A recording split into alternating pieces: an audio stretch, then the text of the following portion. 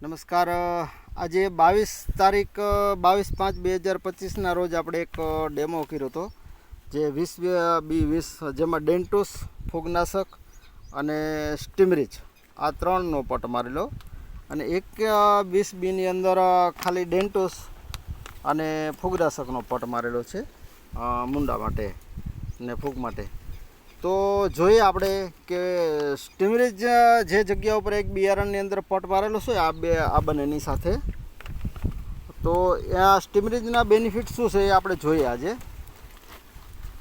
તો એક વચ્ચે આપણે 26 તારીખે એક વિડીયો બનાવ્યો હતો, એમાં આપણે 4 બિયારણ નહોતા હોય ગયા, એ પણ જોઈએ આજે. એનું જર્મિનેશન થયું નહોતું અને ત્યારે કઈ રીતે હતું. અને આજે પાછું આજની તારીખ છે 29/5/2025.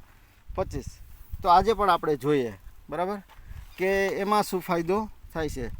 તો અહીંયા જોઈએ તો આ છે, ખોલો, સ્ટીમરીજનો પટ આપેલો આ બિયારણની અંદર. અને આપણે આ નિશાન પણ રાખેલું હતું, તે દિવસે નિશાન પણ રાખેલું હતું કે આ સ્ટીમરીજનો પટ આપેલો છે આ બિયારણની અંદર.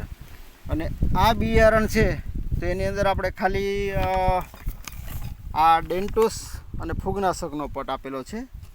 તો આજે આપણે જોઈએ બંને તફાવત. હવે જોઈએ આ 4 બી આપણે નહોતા આવી ગયા, 2 બિયારણની અંદર અમુક ટકા થોડુંક જર્મિનેશન થઈ ગયું છે, પણ 2 બી તો હજી આજની તારીખમાં પણ ફેલ છે બરાબર. 2 બિયારણ તો આજની તારીખની અંદર ફેલ છે 20Bની અંદરથી. અને અહીંયા આપણે જોઈએ કે સ્ટીમરીજ છે એ તંતુ મૂળના વિકાસ કરે છે. તો આજે એ પણ જોઈએ કે આના મૂળની સંખ્યા જોઈએ, આયા મૂળની સંખ્યા જોઈએ, પાછળ પણ આપણે જોઈએ, ઉચકાવો પાછળ જોઈએ, આ સાઈડ આપણે જોઈએ કે અહીંયા સ્ટીમરીજનો પટ મારેલો નથી, અને આ બાજુ પાછળ જોઈએ કે અહીંયા સ્ટીમરીજનો પટ આપેલો છે. તો અહીંયા તંતુ મૂળ જુઓ પાછળ નીકળી ગયા છે આખા, અને અહીંયા જુઓ આટલો તફાવત છે બરાબર.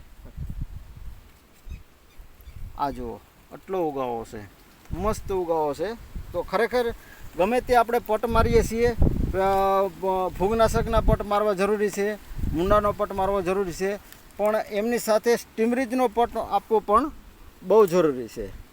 તો દરેક ખેડૂત મિત્રોને ભલામણ છે કે હમણાં વરસાદ થાય, વાવણી થાય તો સ્ટીમરીજનો પટ મારે, ગમે તે દવાનો પટ મારે, એમની સાથે સ્ટીમરીજનો પટ ખરેખર જરૂરી છે, મારવો જરૂરી છે અને મારે બરાબર. Okay, thank you.